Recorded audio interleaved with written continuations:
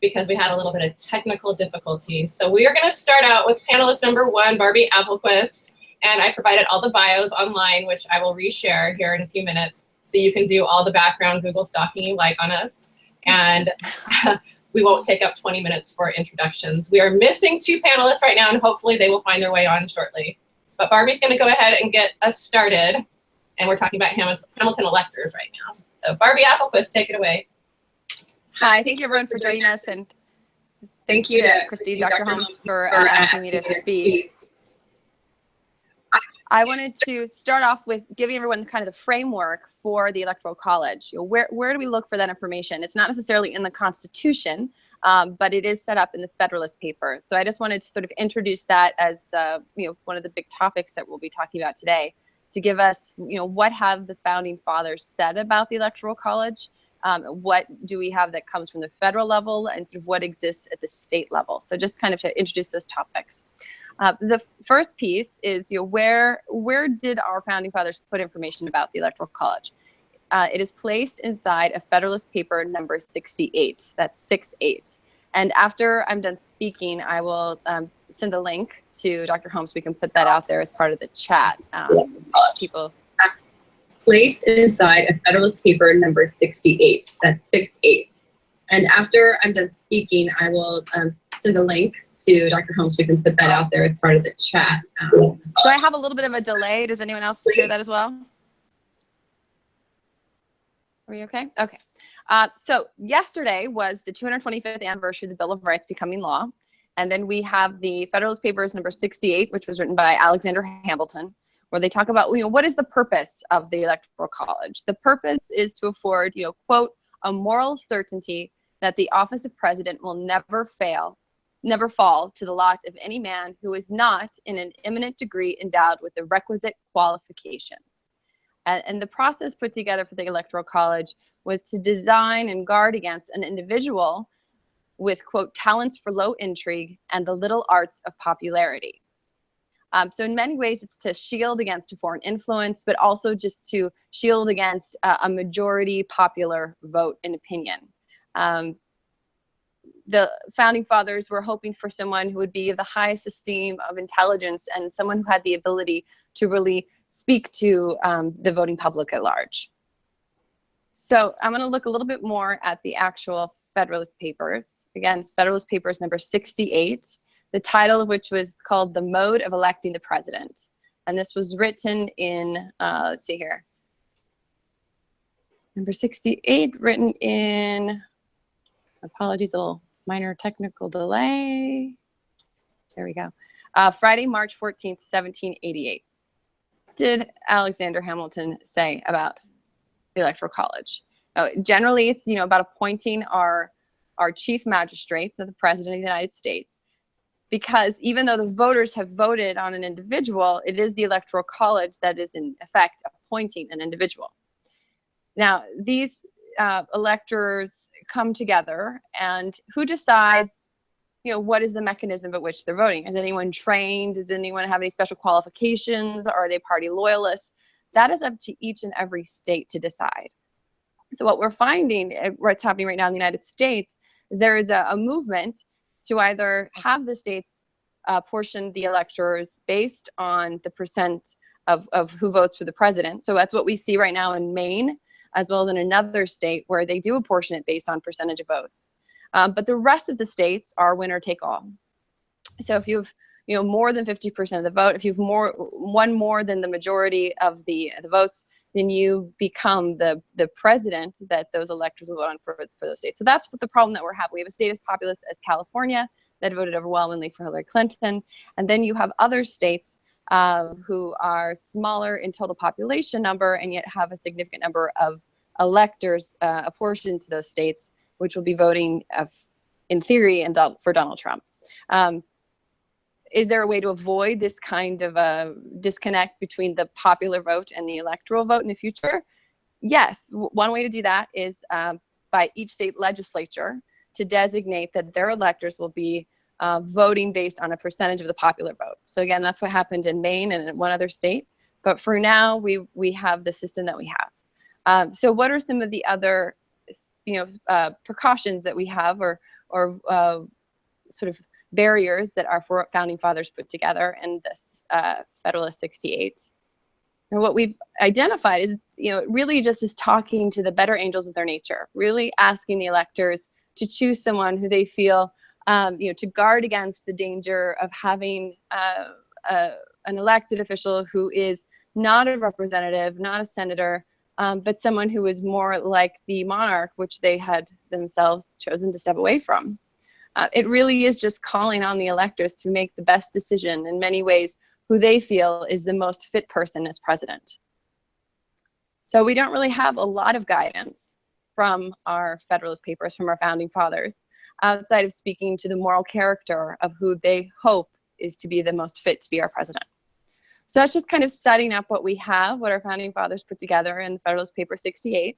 And again, how everything goes back to the states. It's up to the states to decide how to apportion their votes. So that's just sort of setting it up. Thank you for letting me speak a little bit about that. And I look forward to hearing from the other panelists.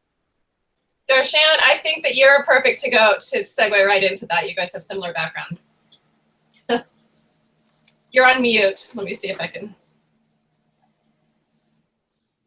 Okay, can you hear me? Yep. Hi, I'm Darshann Wienick.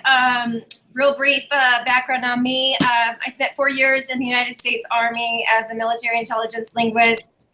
I have a law degree and I was a litigation attorney for about 9 years. Now I'm back in school earning my master's degree in social work at the USC School of Social Work.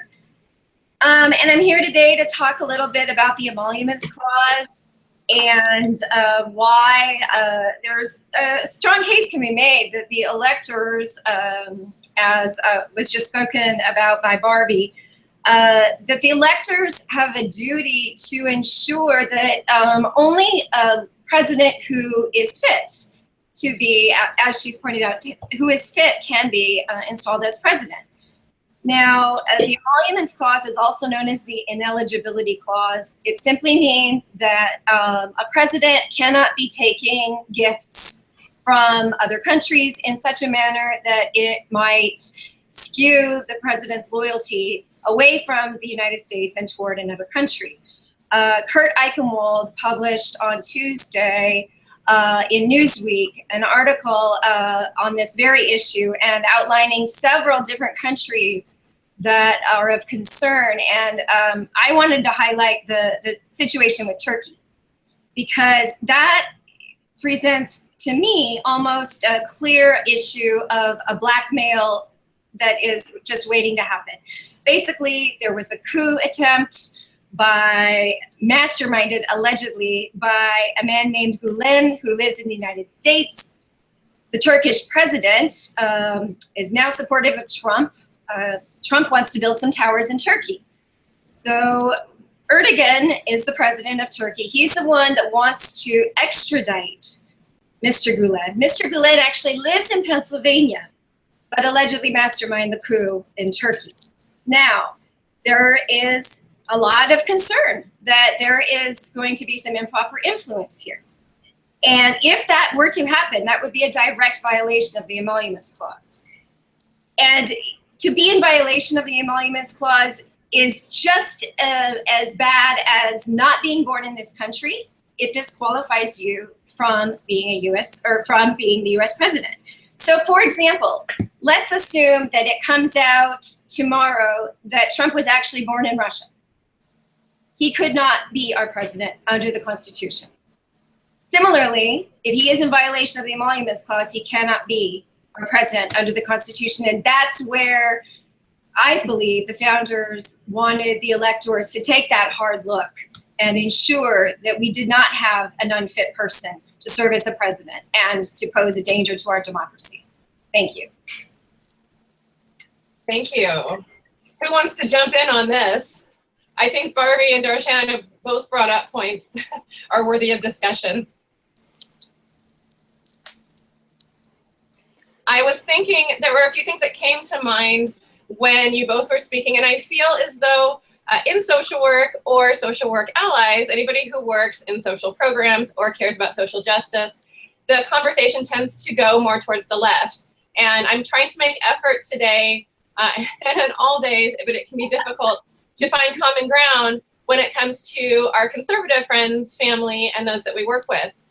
And in effort to go the other direction, where do we think we're possibly overblown? So where does the left go and make too big a do about nothing? Is there a place where we can go, okay, yeah, maybe we're making a big deal about this or that, and we could find common ground here? And if the electors do vote in Trump, at what point do we feel comfortable, if you consider yourselves, we being on the left, with him becoming president? What is it he has to do to show that he has fitness? Because you both mentioned, being fit for president. What makes you fit for president, and what would make for everyone uniting, and at least at some level on any kind of common ground issues? I feel as though, I think there's some anger and confusion now from both sides on some of the things President-elect has said about what he was going to do prior to the election and the things that it looks like he's actually going to do,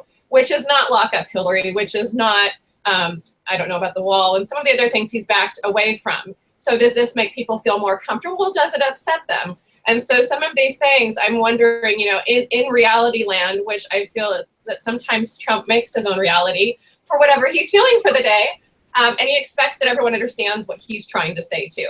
So these are really important points that you brought up, and we're discussing the fitness of the president. I know earlier I was speaking with Barbi about this, and we were talking about electors and how they're picked, and Barbi covered that pretty well, and it varies from state to state. But I was really curious about how are they oriented? Some of them are politicians, some of them are just normal people. There's a couple of teenagers. There's, elderly, which seems great and diverse. But if their training is not diverse, I'm not an attorney.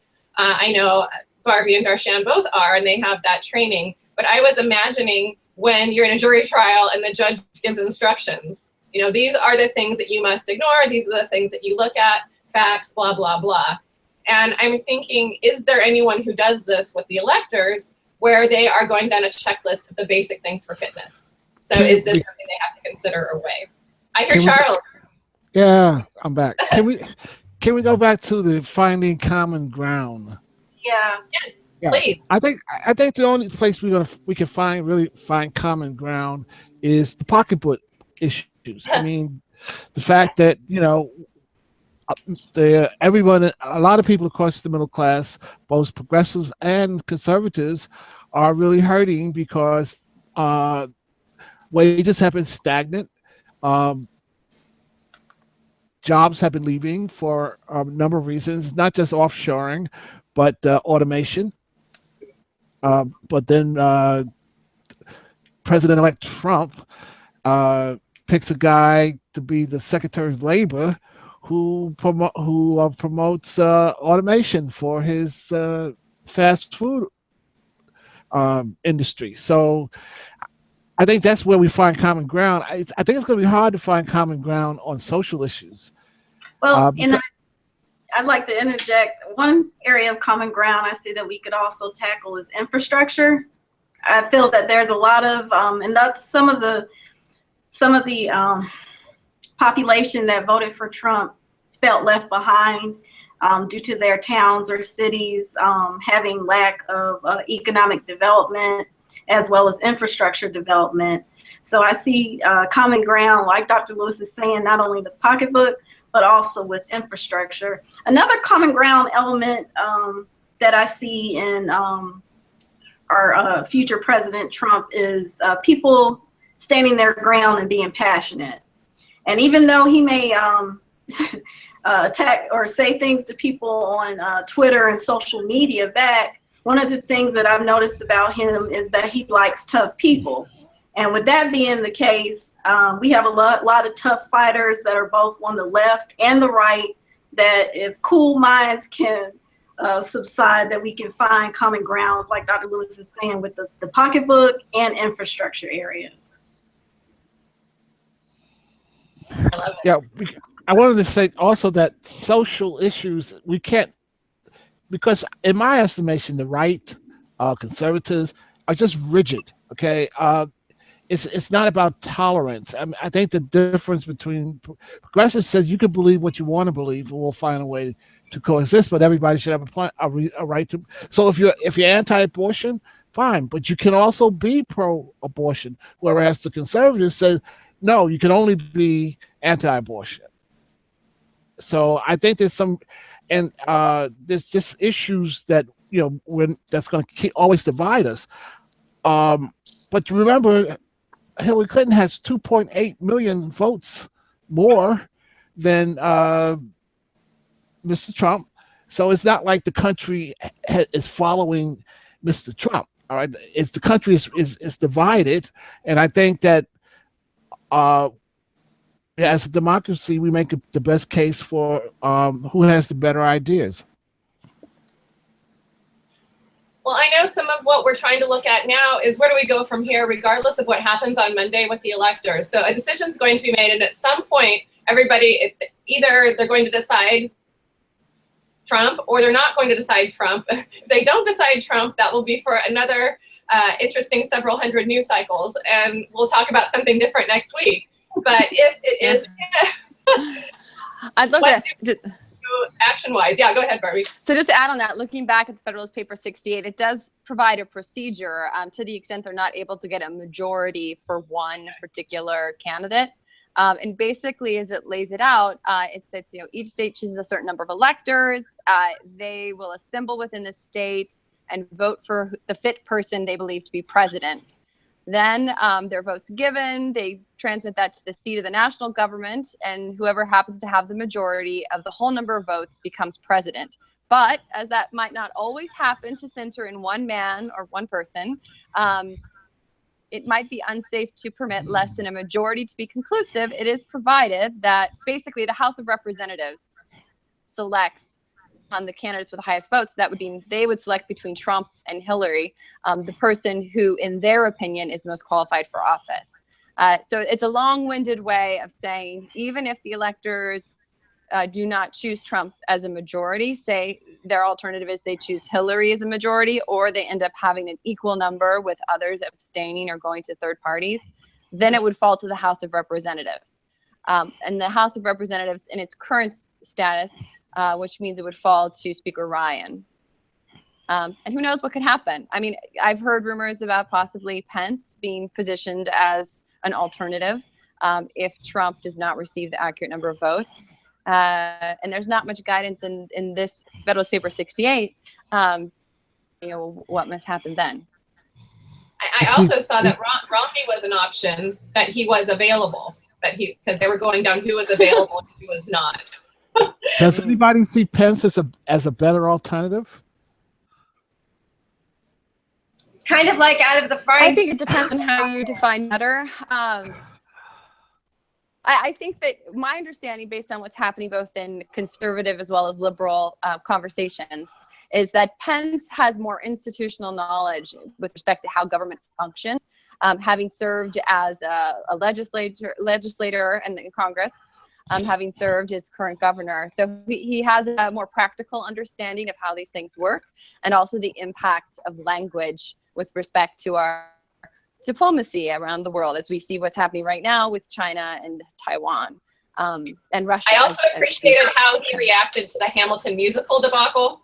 Yeah. I feel like would he be better? I think in diplomacy, yes. I think that he would be more diplomatic, and that would probably affect our global relationships. Yeah, in a more positive way. I do have hesitation when it comes to women's rights, though. I agree. In those instances, I do have caution and worry when we think of a Pence presidency. And also, I agree with you. Saying meeting people halfway. So having people that are somewhat in the middle, that are not hard right or hard left. With someone like Pence, some of his ideologies seem to be hard right to the left, to the right. So being able to sit down and talk to him is one thing, but being able to negotiate things such as women's rights, reproductive rights, and things of that nature would be a whole different situation. Agreed. I agree. I think the same could be said with our LGBTQ friends, those who are, dealing currently with a lot of bias that's existed in the state of Indiana. I worry about marriage equality and our friends who are, married because it's constitutionally available at this point, and he might have the wherewithal to change that. So I agree with you with respect to women's reproductive rights as well as to LGBTQ. Well, what percentage chance do you individually believe that anybody other than Trump will prevail in the Electoral College on the 19th? Ooh. I think we're going to see a Trump presidency. I don't see any chance that it's going to be changed, either through the Electoral College or any other mechanism. So I myself am preparing for a Trump presidency. I was wondering when we were discussing earlier as well about the Electoral College and the training of the electors. I'm wondering that over time, because it's been hundreds of years, correct, where we have this fail-safe, but it's only been used a couple of times. And I remember the animation that was going around this week was talking about, I think 157 electors have been faithless electors at some point in our country's history. But what does that actually look like for them? And so I think part of training in the future also needs to be about how this works. And just like I was saying with jury instructions, something that they can follow that isn't so emotionally based or high pressure based. So I absolutely admire, is it Daniel Breznoff? I'm not sure how to say his name, but he's a social worker that did the petition, and he broke a record, the online record for petitions, and he hit 5 million, saying please do not, support Trump in the Electoral College. So that's great, but I also wonder. So what do they do? So there's a lot of pressure. So they're being called, the electors are being called, and some of them they feel harassed by people who really care about this. But since there doesn't seem to really be a training mechanism for voters or the electors on how this works, it's just a bit chaotic. And so in the future, I think we need to look at the fact that we have a fail-safe that no one knows how to use. Dr. Holmes, I'd like to jump in there because I think that even regardless of what happens on Monday, we've got the FBI coming out today saying that it's in full agreement with the CIA's assessment that the Russian hacking was real, that it was deliberately intended to help Trump and to hurt Hillary. You've got President Obama talking about the fact that, questioning the legitimacy and how do we have a transition of power when you've got a foreign government essentially installing its candidate. I think Reagan is turning over in his grave right now, to be honest. Well, and who on the right, who on the conservative side is standing up and saying, also, look, we have agreement. I've seen the playback of the debate with Hillary Clinton and Donald Trump, where she is saying there are 17, there's 17 where she's being cut off. There's 17. And it's not like the information's brand new, but it didn't seem to be heard well at the time. And now it's more public. And now the FBI is saying, actually, don't twist our words. We do agree with the CIA. But Trump does not. And so he has a very large platform, and those who, fully support him are supporting that. And so when we talk about post-truth at this point, does it matter?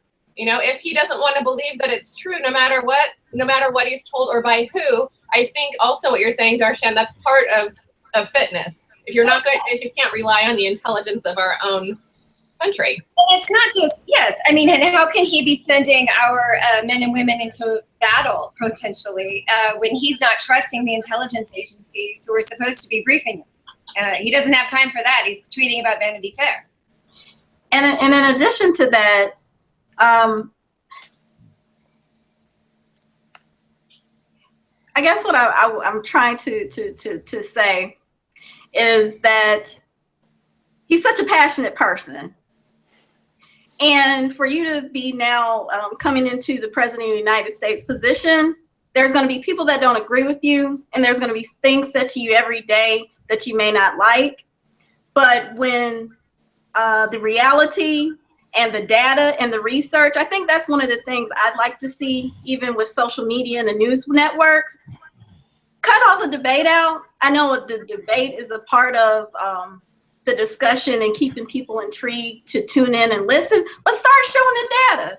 Start showing the research to support your statements, because once you have the data there, yes, somebody could maybe go through and say, oh, well, the documents aren't real, but there's a certain point of time where if the data's there, it's a real document, legal document that's been published. There's but so many blurred lines that somebody can have when it comes to facts. And so I guess I'm trying to say for President Trump, for him to be such a tough, strong, passionate person, there's things sometimes that are going to be placed on your plate that you may not have anticipated or agree with, but just deal with it and accept it and support the fact that Russia had interference. There needs to be sanctions and consequences for those actions. That doesn't mean that you may not be able to have the relationships that you want with Russia. It will impact it in some way, but there's things that are going to be handed on your plate all the time that you may not have prepared for or agree with.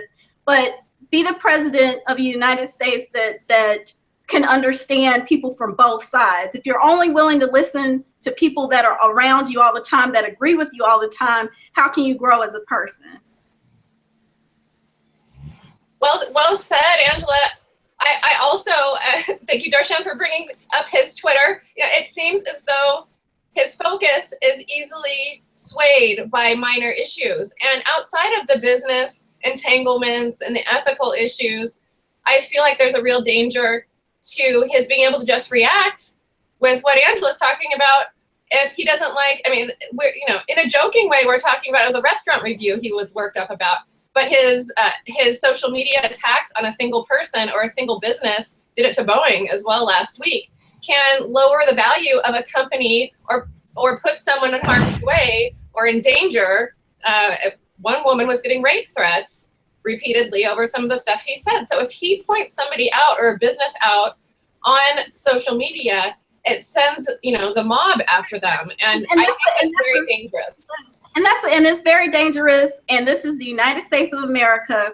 People have a right to freedom of speech. And going back to his personality and who he is, he's a fighter. He's passionate. So he can't expect for the rest of America, the family or the people that he will be leading into these next 4 years, not to be just as passionate and feisty about their views. And for him not to want someone to challenge him or to see things differently, we need him to view different people's opinions in a different lens or light.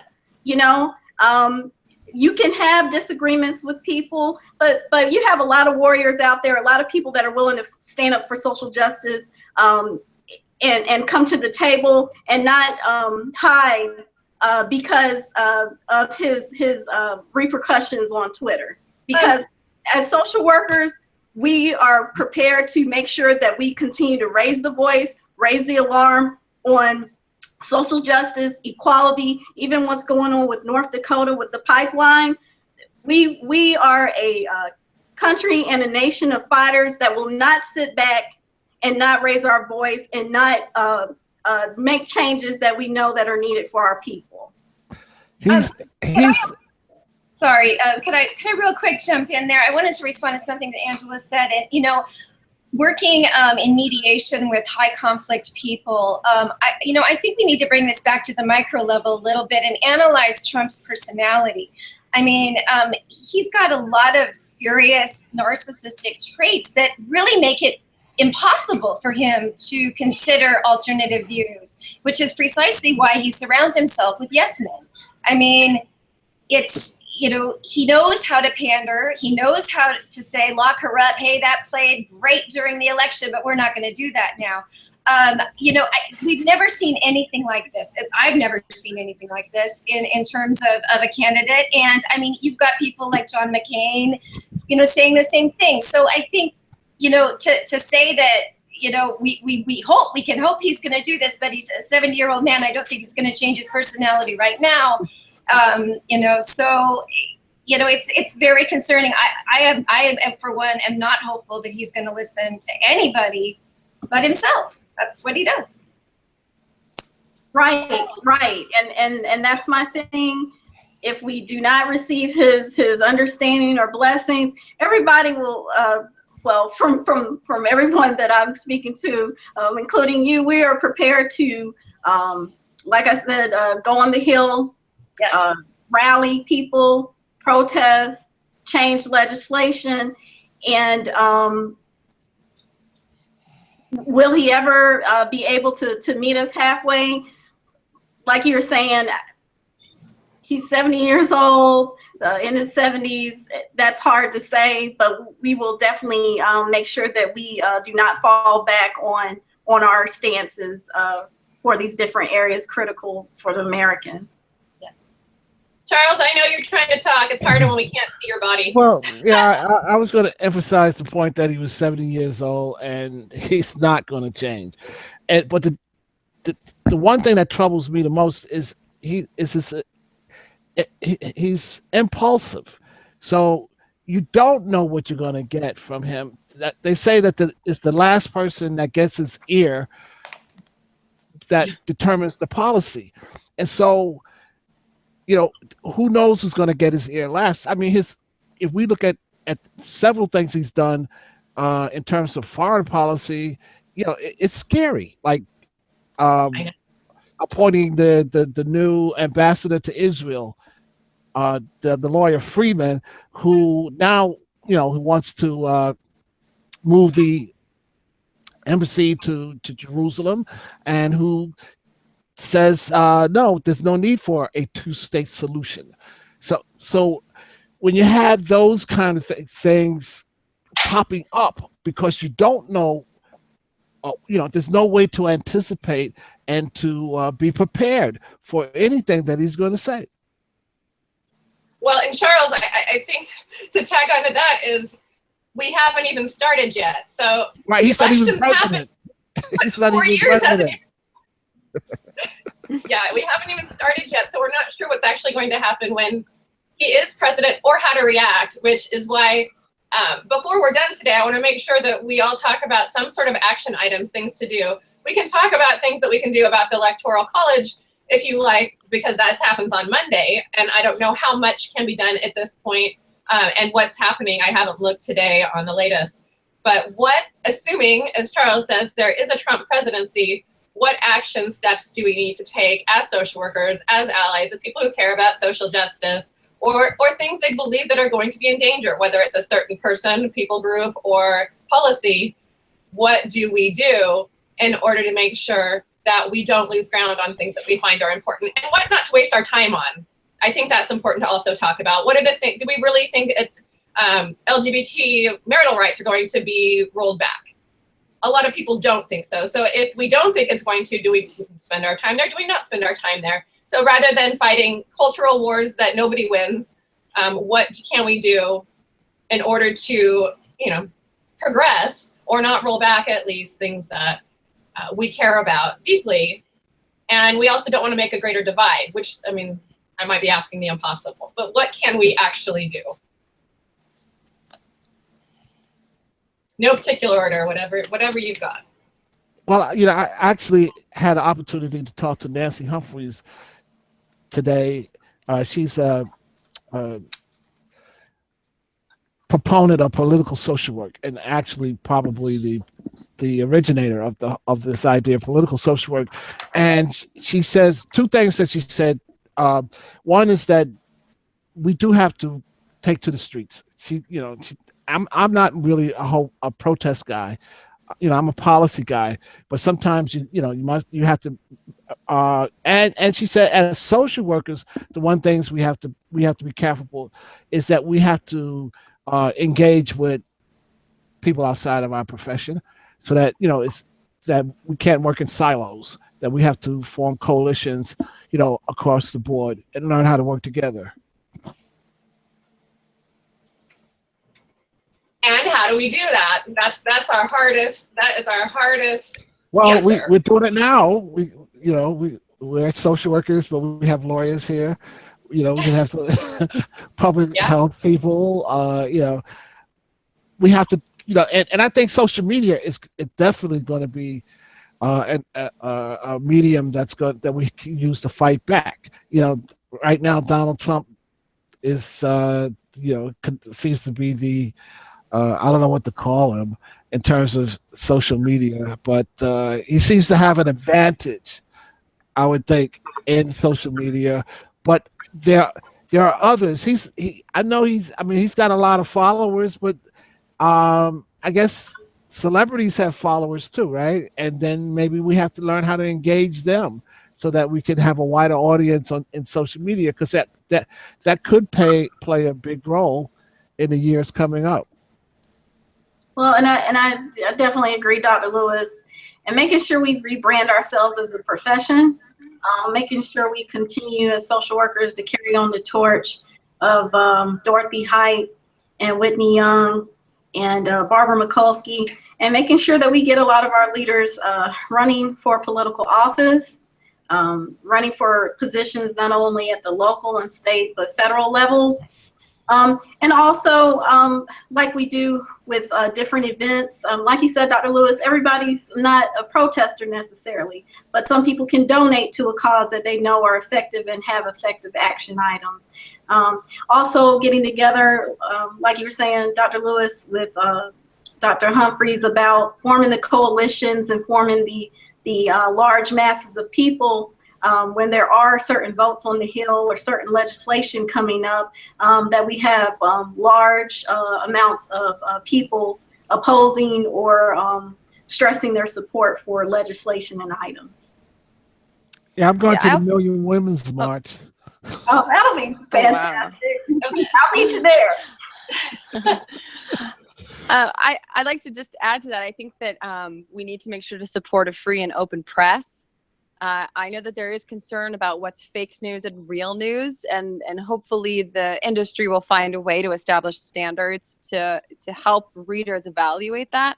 I hope that we do not see a freezing or a closing of the press because of one viewpoint saying that's inaccurate, that's not right. But I think that makes it very important that social workers in particular, to the extent they are able, tell the stories on that micro level of the people who are directly impacted by these decisions. I know that you're bound by certain laws and rules about what you can disclose, but to the extent individuals are willing to tell their stories, that the social work field really does, support those individuals in doing that, and also can aggregate the information so that it's not just anecdotal evidence, but it's also, strong quantitative evidence that these are the direct impacts of certain legislation or, other things. Because we will see a chilling of free speech. I think it's going to be inevitable. But by making sure that the stories are out there of what's happening to people on a day-to-day basis will be important. And to add on to that, one of the best ways that we can ensure the vibrant free press and not just sound bites and clickbait is to buy subscriptions to newspapers. I mean, literally go out there and spend that $4.99 a month to get that digital subscription to the New York Times. I did that. I finally did that. WAPO, LA Times, New York Times. These are the journalists in the trenches that are doing the hard work, and we have to support them. We can't expect them to do this work for free. That's correct. And one of the people that I found commonality with lately, even though I might disagree with certain views, is Megyn Kelly. I listened to her interview on NPR, and I admired her courage and her being under fire at that time, and listening to the death threats and the heinous actions that were going on with her, towards her and her family. And we started following her on Twitter to try to show support for her, and also just following her. And even though, like I said, I might not agree with some of the things that she says, I do admire her passion and the fact that she did not sway with all of the threats that came her way for standing up for her beliefs. I know you can't see me, Barbi, but I was shaking my head, nodding in approval through your whole talk, because I think that is a great point that you made. Yeah, we can. I mean, we are close to the people, and I think we can tell those stories. Stories can really be powerful, and not only tell the stories, but aggregate them as well. So yeah, I'm gonna remember that. Thank you. You know, all social workers ethically are responsible to be involved in political issues, especially with simple phone pickups. And I feel like we've gotten away from that the more that social work has turned towards in the past decade or two. And Charles, I know you've talked about this before as well, that we've been focused very much on clinical work and private practice therapy, and a lot of our licensing issues have been placed around, you know, good practice on an individual basis, rather than making sure that we've trained every single MSW who graduates how to feel confident in picking up the phone and calling a representative. And I can't tell you, I mean, Darshann was there on one of them, but almost none of the students in my class have ever done it. And they get out of school, and we're supposed to be empowering our clients and our communities to do it, but we don't feel comfortable doing it ourselves because it's a little awkward.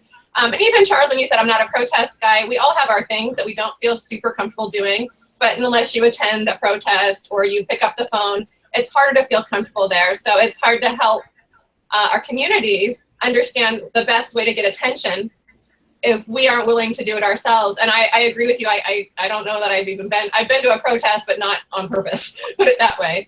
But, and the other part of protests, and Angela, when you were talking, I was worrying because I've listened to so much, you know, passion's a nice word for it, but, you know, angst and hatred towards those who actually protest, and there isn't the right way to protest. So it depends who you are and what you're doing. And Darshann, I know we talked about this before.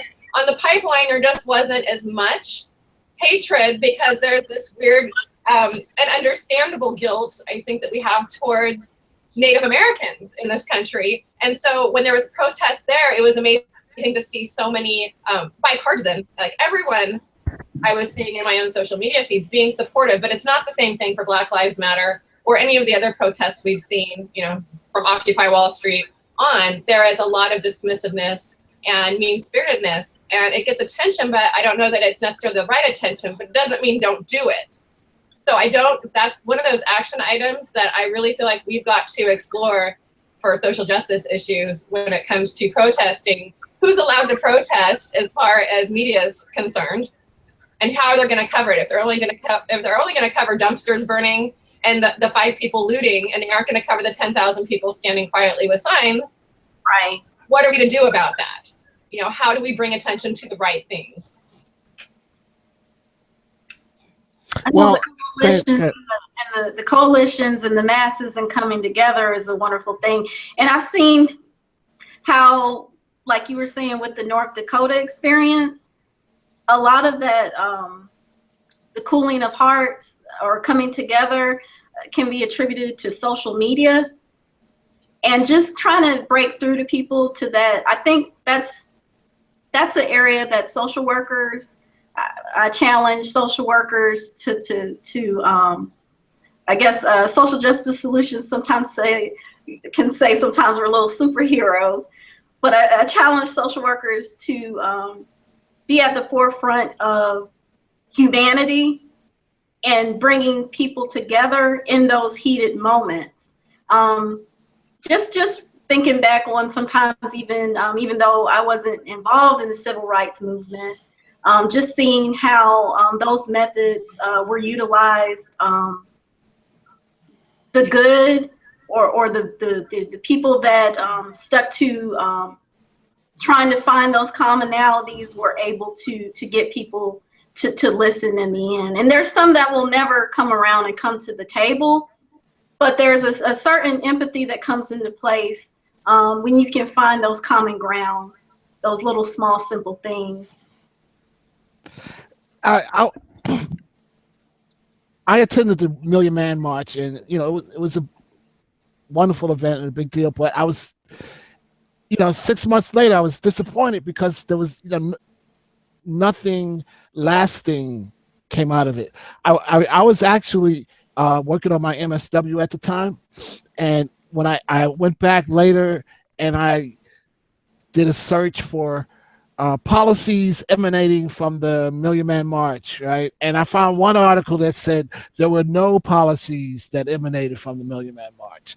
So, but it wasn't a total waste. I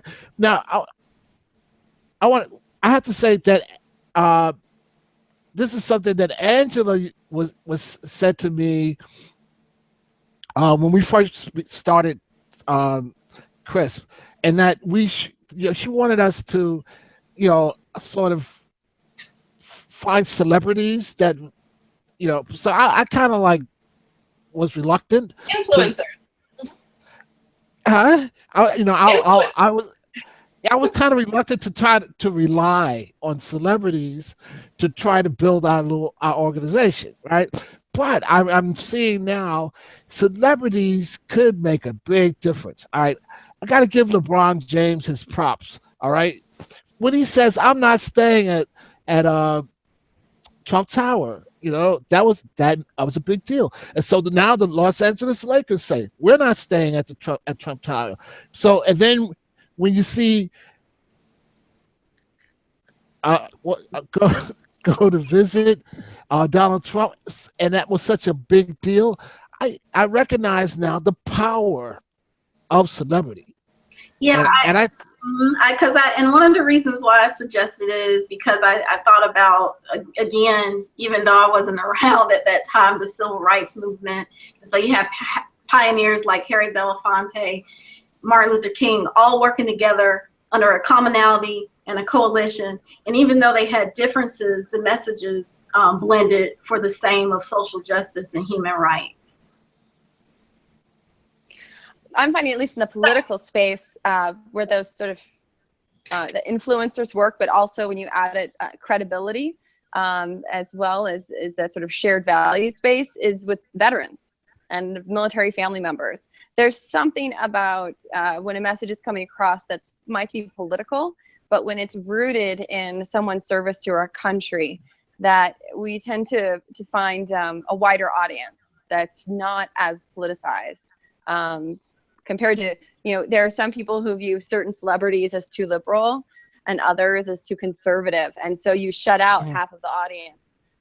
But we found, that when you have someone talking about their service, that for the most part, a lot of people listen, and they kind of put politics aside to listen about their sacrifice, to give them the respect that they and their families deserve, which I think is one of the reasons why the Khan family was so incredibly impactful in this race, because not only was this a family of immigrants, but this also was a family who'd lost a son serving our country. And I think that we need to hear more stories about relating to our country, and this idea of like patriotic opposition, right? Who are we? How are we connected to our country and our belief of America, and what America means at home and abroad? Thank you, Barbi. I think you have somebody like, I'm sorry, just real quick. You got Trump, calling John McCain a loser because he was captured. He doesn't like the people that were captured. I mean, I think we have a real uphill battle, and I think that we're all going to be able to find common ground. I think we're better focused on getting out there and I'm going to a protest in Los Angeles on Inauguration Day. I haven't been to a protest since I was in college against Newt Gingrich in 1984, but I'm going. I'm going because I'm passionate and I want to get out there and I want to have my voice heard, and I want to be one of the ones that stood up and didn't sit by. I just interviewed a woman 2 weeks ago.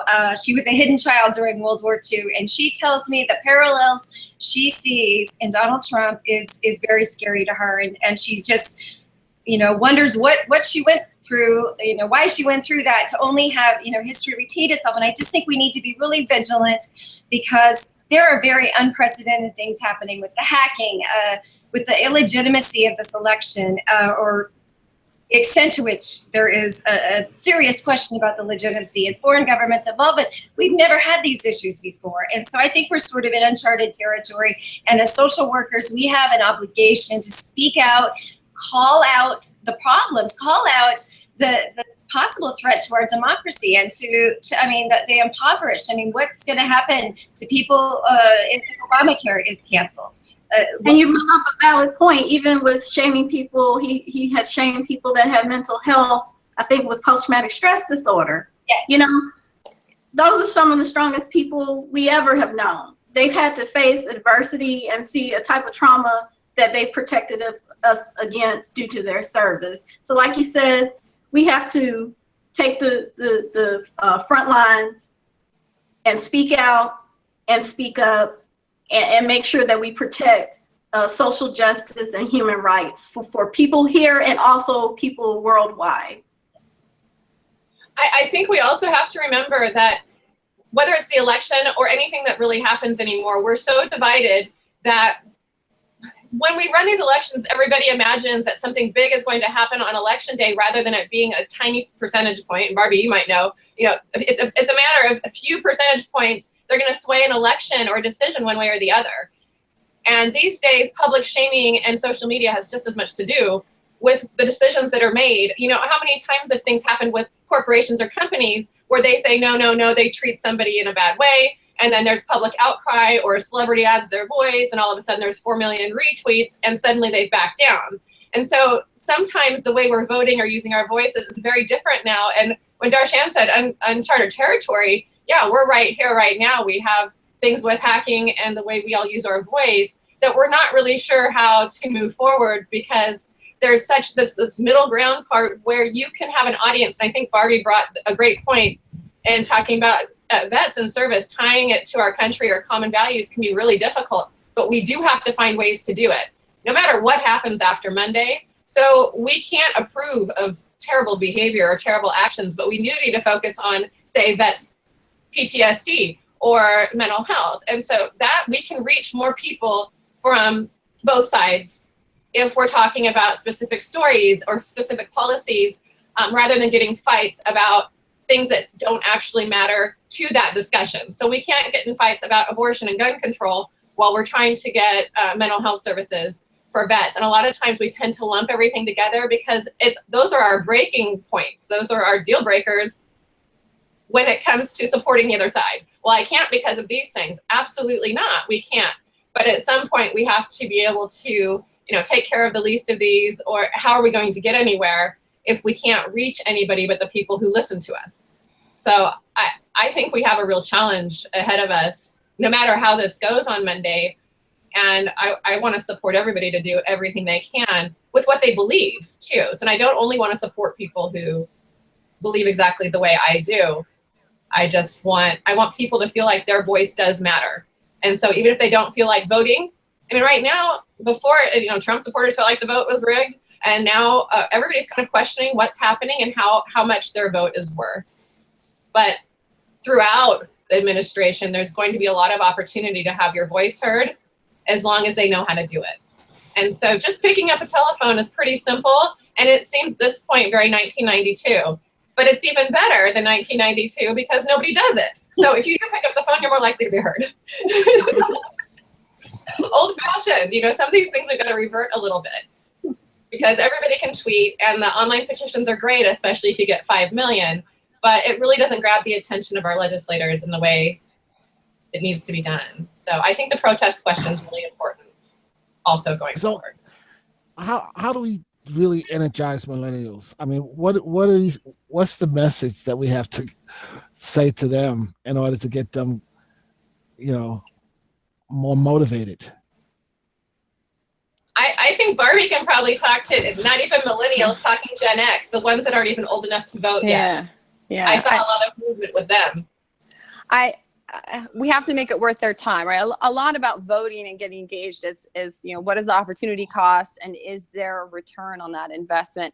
And I feel that the younger generations are much more transactional in nature, because so much happens online versus face to face, that they're so used to things happening instantaneously. The idea that they're going to go and spend 10 hours in line to vote for people they've never met before is highly unlikely, unless they have a personal desire to have their voting, photographed. Maybe they volunteered in a campaign. Maybe they know someone who volunteered.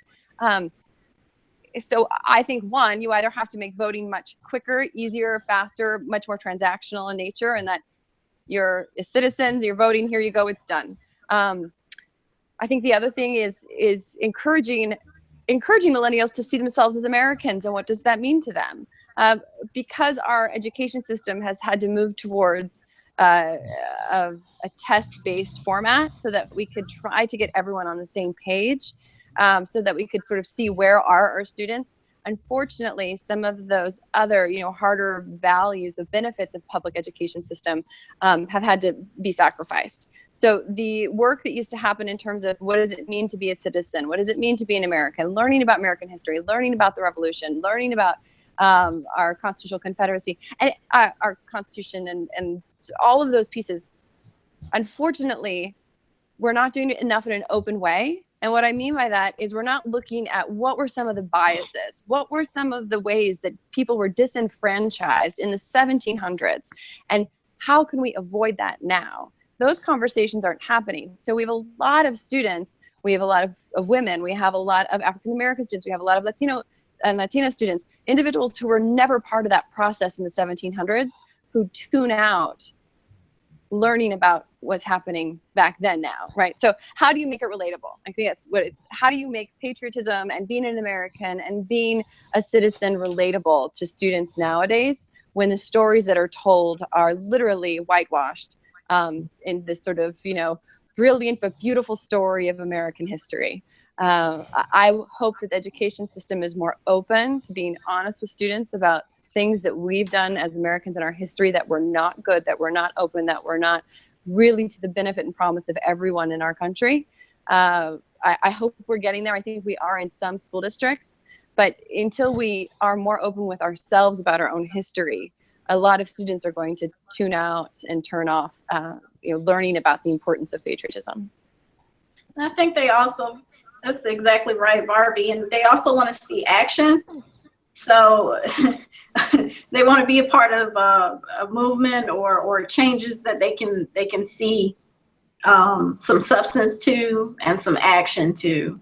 And that's one of the reasons why, I saw, just looking at some of the gravity towards some of the protests or some of the protests dealing with not only the election, but also the different situations that have been going on in America with police brutality, officer-involved shootings. Just wanting to have that voice and a sense of belonging to some type of movement that will have legs and that will make changes. I agree with both of you. One of the things, as an example, when Barbi and I were working with UN Women and He for She, and we've had Rowan, who was a young teenager when we started. Now she's 15. But in this election process, I won't say who, but she had shared on social media the phone bank that we were running. So one of the things when you're talking about seeing an impact or trackable impact, what I noticed was it's interesting to see kind of the trickle down effect. So as someone of influence says something, and she has over 4 million followers, I think closer to 5 now. She has that many followers and they're all young teenagers. So even though they couldn't vote, they could call on phone banks. And so as soon as she tweeted that, we immediately had like 330 callers. So it's one of those things I wish we would have done that sooner. But I didn't really think of that because it took someone of influence in that age group to influence others. So they could see that there was something they could do and there would be an immediate impact. And they were able to see it and track it. And so when I tweeted it, this is how many calls we've made. Oh, we covered North Carolina or whatever it was just on Get Out the Vote. Was amazing. And so I think we need to take, those are one of those lessons learned, too little, too late.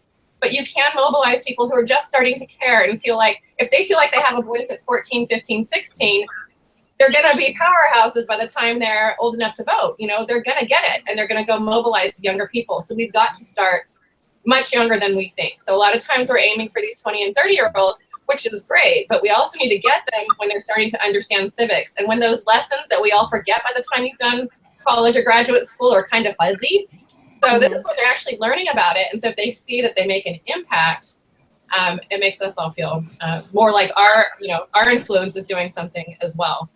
So we're going to close out in a minute. We're right about at an hour, but I want to make sure you all have, last call for your thoughts, 30 seconds to a minute. And if you have any action items we haven't covered, let me know here. But also tweet them out when we're done. So we're going to use the hashtag macro SW, which is it's one that's ongoing anyway. So you can share on there at any time. And anybody who's watching now or later can also in the conversation. So who wants to start? Closing thoughts. Well, I think the millennials are critical, or even before, as you suggested. So I want to know, what was it about Bernie Sanders that made them so excited? Was it the message? Was it the messenger? I would like to figure that out. Good question. Angela, Darshann? I think one action item I'd like to see is to get a lot of leaders, social work leaders, and just have those coalition buildings with non-social workers getting involved in public policy, whether it's running for a political position or being connected to political offices in some way or manner. And that's at the local, state, and federal levels. Great.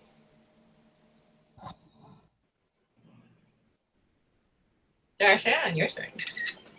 Well, I think for me, and I think this is just my law background, I'm going to be watching very carefully. I know Elizabeth Warren is planning to introduce legislation right after the inauguration regarding emoluments.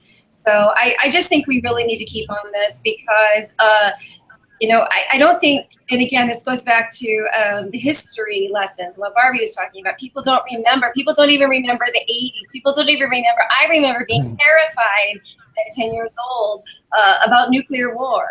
So, I think we really just need to ensure that that there are people in Congress that are going to help fight to ensure that our country is protected going forward. And all we can do, if all we can do is pick up the phone, then we should be picking up that phone. Well, I guess my last thoughts, I think there are two types of capital that politicians listen to. One is political capital, so that's endorsements, that's votes, that's messaging, and the other is financial capital. So it's important that we're engaged in both of those areas. One, calling our elected officials and letting them know how we think about things, reminding them that we voted for them, we the people voted for them. But also, to the extent you contribute to nonprofits, I would encourage you to set aside your percentage of your giving budget to politicians. I know it sounds crazy, but particularly in our state office is where we're really going to be needing help. We need to make sure across the country that our state elected officials represent us because they're the ones who will be determining the next redistricting lines that happen after the next census is taken. And they also will be the ones responsible for whether or not we vote for or vote against constitutional amendments. So I would encourage people to reach out to their state elected officials and support their campaigns or find new ones to replace the ones if you don't believe in the elected officials that you have representing you. So raise political capital, raise financial capital, make your voice heard. Wonderful. Thank you. I can't thank you all enough for doing this. My last thought, I've already said the thing about picking up the phone, but what I was thinking of when Charles was talking was if it goes back to Congress for any reason on Monday, I'm worried about the state of our Congress and how it's been functioning for the last several years. And so that should be a good fail-safe, but I think that word now, fail-safe, is that a word or a phrase? But this fail-safe we have in place feels really, really shaky to me. And I feel like so much of it has to do with the lack of civic mindedness. Not that people don't want to care, they just don't understand, and we don't understand who's in charge, right? So if we don't know who's in charge, we don't even know who to call. And so I challenge everybody to, no matter what it is you care about, that you find out who is in charge of that thing, whatever it is. If it's homelessness in your city, who can actually change it? Tweeting's one thing, but actually knowing who to tweet about and who to call is another. So what we're seeing on social media with effective action is it's not just, I'm upset about the pipeline, it's I'm upset about the pipeline, call this number, here's the website, here's the people, so people can make their own personal pleas. Form letters just don't do the same thing that they used to.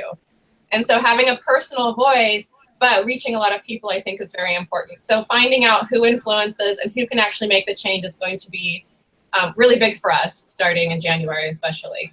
So we have to work locally. I appreciate you all being here, and I hope you'll come back, especially after we have some decisions made.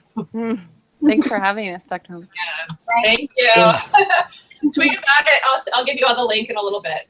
So see you all Okay. soon. Thank you. Thanks. Thanks. Nice meeting you. Nice meeting Nice you. meeting you. Yeah.